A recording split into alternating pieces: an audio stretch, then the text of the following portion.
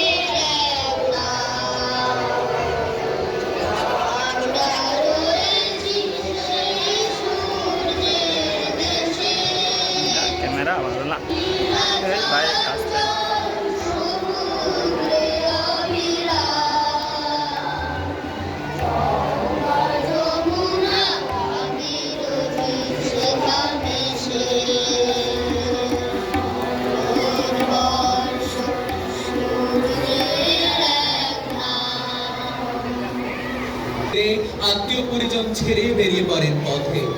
কত প্রাণ আর রক্তের ধারা ফিরিয়ে দিল আমাদের ভারতের স্বাধীনতা।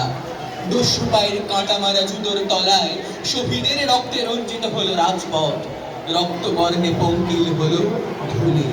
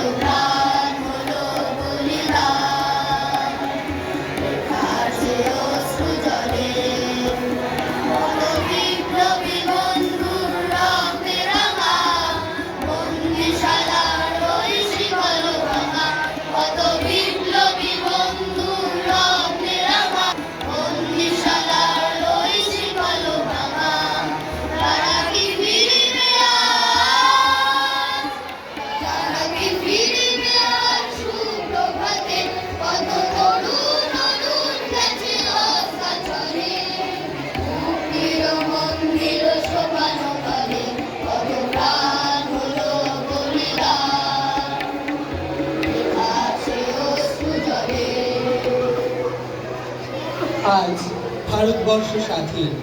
ভারতবর্ষের মানুষ ভারতের শাসন ভার গ্রহণ করেছে। ভারতবাসীর ইতিহাস অন্ধকার দিন পেরিয়ে নতুন আলোয় আলোকিত হতে শুরু করেছে।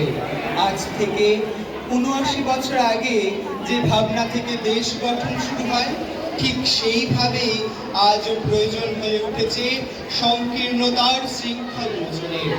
সেই প্রেক্ষাপটে আরো একবার জাগ্রত হোক ভারতীয় চেতনার কুলকুণ্ডলিনী। হে ভারত, ভুলিও না তোমার নারী জাতির আদর্শ সীতা, সাবিত্রী, দময়ন্তী। ভুলিও না তোমার উপাস্য উপানাথ সর্বত্যাগী শঙ্কর। ভুলিও না তোমার বিবাহ, তোমার ধন, তোমার জীবন ইন্দ্রিয় সুখে, নিজের ব্যক্তিগত সুখের জন্য নহে। ভুলিও না তুমি জন্ম হইতেই মায়ের জন্য বলি প্রদত্ত। ভুলিও না তোমার সমাজ সে বিরাট ছায়া মাত্র। ভুলিও না নিচ জাতি, মূর্খ, দরিদ্র, অজ্ঞ, মুচি, ব্যথ তোমার রক্ত, তোমার ভাই। বলো ভাই, তোদের মৃত্তিকা আমার স্বর্গ, ভারতের কল্যাণ আমার কল্যাণ। আর বলো দিনরাত, হে গৌরীনাথ, হে জগদম্বে, আমায় মনুষ্যত্ব দাও। মা, আমার দুর্বলতা, কাপুরুষতা দূর করো, আমায় মানুষ করো।